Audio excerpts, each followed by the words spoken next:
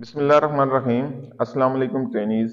आज जो टॉपिक हम डिस्कस करेंगे वो ताज़ीरात पाकिस्तान की दफ़ा 146, 147, 159 और 160 के बारे में है।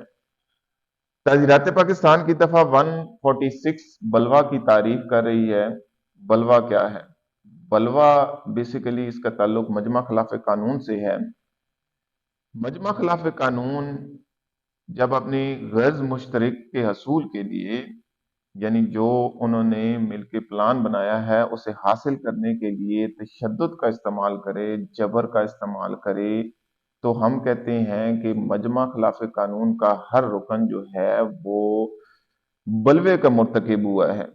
इसकी तारीफ 146 में है। इसकी सजा जो है वो 147 में बताई गई है। इसकी सजा जो है वो 2 साल कैद है और 7 जुर्माना है। अदालत जो है मजमा खिलाफ कानून के हर रुकन को सजा दे सकती है और जुर्माना भी आयद कर सकती है। इसके बाद जो दफा और जो टॉपिक हम डिस्कस करेंगे वो हंगामा है, जो ताजीरात पाकिस्तान की दफा 159 में उसकी तारीफ की गई है।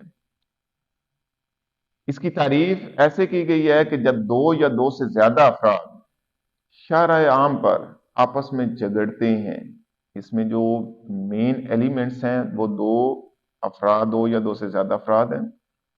दूसरा मेन एलिमेंट है इसमें शाराए आम पर।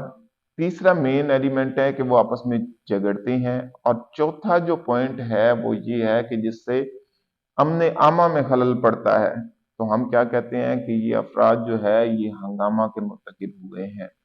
इसकी सजा जो है 160 में बताई गई है। इसकी सजा जो है वो 1 माह कैद है और साथ 300 रुपए तक जुर्माना।